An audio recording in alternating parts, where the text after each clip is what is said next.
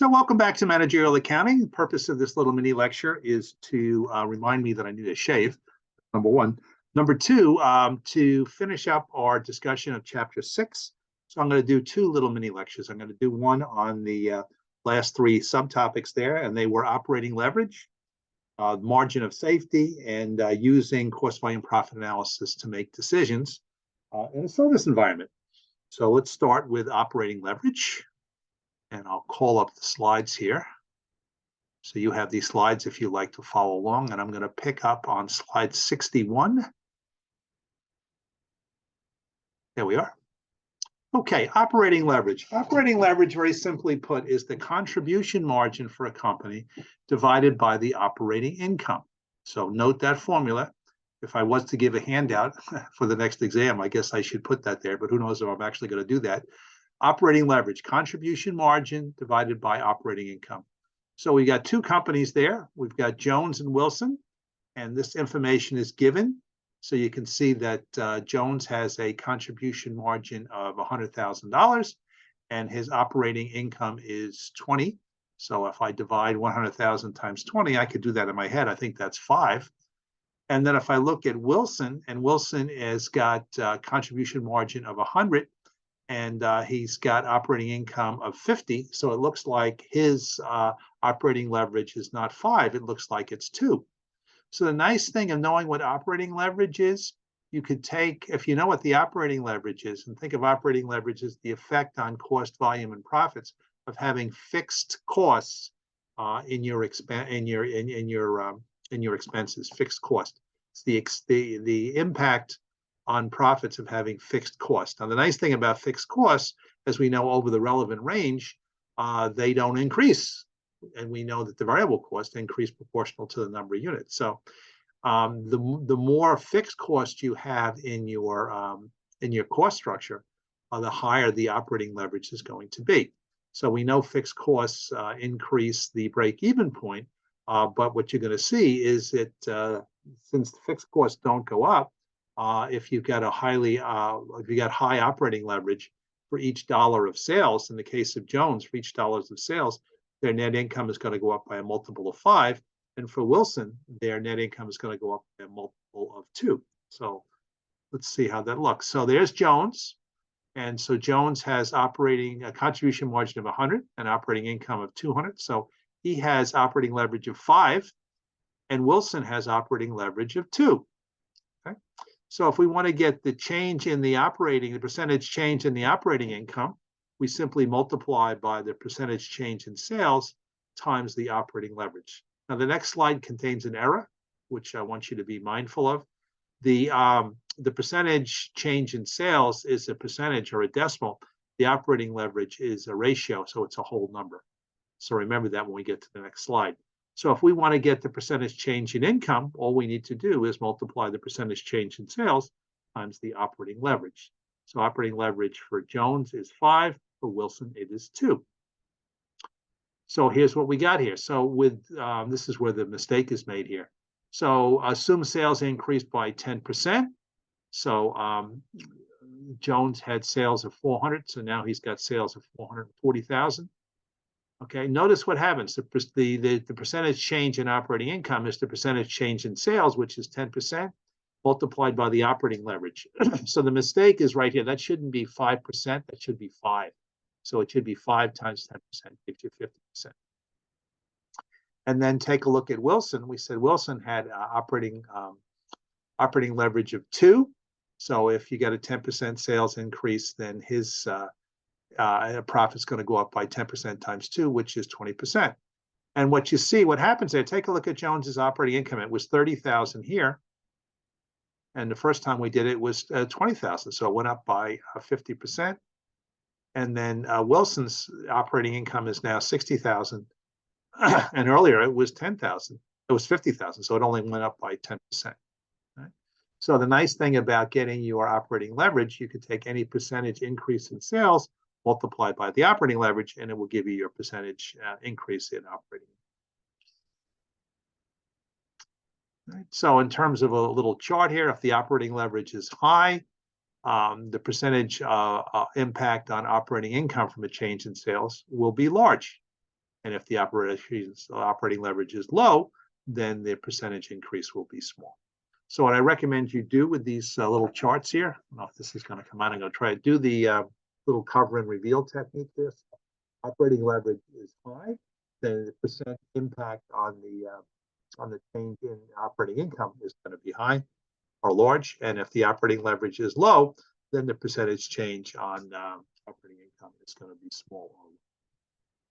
Right? So that's operating leverage. So let's take a look at another topic here, and this is the margin of safety. Margin of safety takes a look at what your current sales volume is, compare that to your break-even point in sales. So let's look at this data. We call that the margin of safety. It's ask yourself, what percentage decrease could I have in sales and still break even? So what we do is we take, for this particular company, it's the formula is sales minus the sales at break even divided by sales. So when I populate my little calculation below, I draw from the numbers above. So the sales is 250. That's the current sales. The sales at break even is 200,000. So 250,000 minus 200,000 gives me 50,000 divided by the current sales. So I've got a margin of safety of 20%, which means I could suffer a 20% decrease in sales and I would still break even. Okay, so margin of safety, sales minus sales at break even divided by sales. So let's take a look at this company here. So Whitman Industries has sales of 800,000 at the end of the year. Its break-even point for sales was 680. What is the margin of safety expressed as a percentage of sales? Well, I'll show you the solution in a moment, but you should be able to do that in your head. You've got to take the current sales, which are 800,000, minus the break-even sales.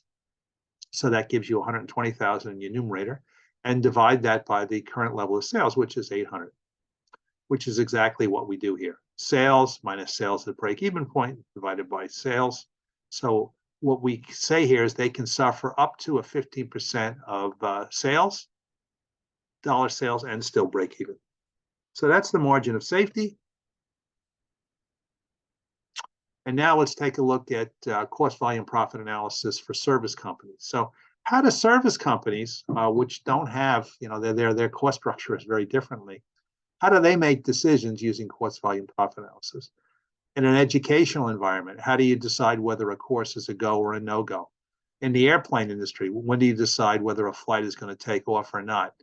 In healthcare, when do you decide that you're going to close a hospital because you don't have enough patients? Same thing with hotels. Freight transportation, how many tons of stuff do you have to sell? Theme park, how many guests do you need to have? Financial services, what's the amount of funds that you have to have under management?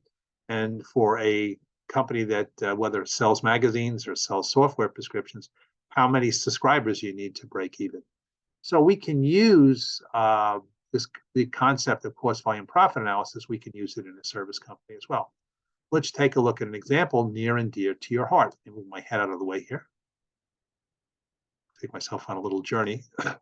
So let's illustrate here for a service company, and specifically, have you ever noticed that you signed up for a course and then it was canceled? And you just heard it was canceled, probably it was canceled for low enrollment. So let's look at a decision of what is the break even on a particular college course. So this is an accounting course. God forbid an accounting course should be dropped. This is an art course. It's a course in pottery making. So it's this happens to be a non-credit course in pottery. And the variable cost per unit for each student, we need $300 worth of supplies. And the enrollment cost to get the student enrolled in the course is $320. So what that tells you is that this is variable costs are pretty high here. Okay, so there's your variable cost. Your fixed costs are the instructor's salary and the rental cost of the classroom. This must be at some off-site facility. So pay the instructor $3,000. Rent the classroom for $1,500. So there's your fixed cost of $4,500. The tuition is $500. Subtract out the cost of the pottery supplies and the enrollment of $320. So you need to have 25 students in the class to break even. So if you're the person making the decision of whether that course is a go or a no-go, you want to make sure there are at least 25 students in there. So we can use this in a service environment as well. Okay. So that's basically finishes up chapter 6. So the things you should be able to do now So you should be able to classify costs as variable cost, fixed cost, and mixed costs. Variable costs are those costs that go up proportional to units. Fixed costs remain the same without over the relevant range, and mixed costs are a combination of the two. And if you want to get the allocation here, you want to figure out how much fixed cost and how much variable cost. Remember, you have that high-low technique. Then you got to compute contribution margin. That's the difference between sales and variable cost. Contribution margin ratio. That's the relationship between contribution and sales.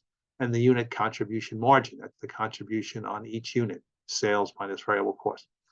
Determine break-even point. Necessary, not only break-even point, but to get a particular profit goal. So you got fixed costs and you got plus profit, either divided by the number of units, the contribution per unit to get the number of units, or if you want to get that in sales, you divide it by the contribution margin in sales. Being able to look at the cost volume profit charts and be able to identify where the break-even point is and how many you have to sell to reach a particular target profit. Break-even point for a company is selling more than one product. Remember, you had to do the weighting of the products. And then you had to describe and illustrate cost volume profit for a service business, which we did for a college class or a pottery class. Okay, so that concludes this lecture on the rest of Chapter 6. What I'm going to do, I'll do one more additional little mini lecture, and I'll do that mini lecture on the exercises at the back of the chapter that we didn't have a chance to do in class. So they will be similar to your homework exercises. Be well. See you soon. Adios. Au revoir. Hasta luego.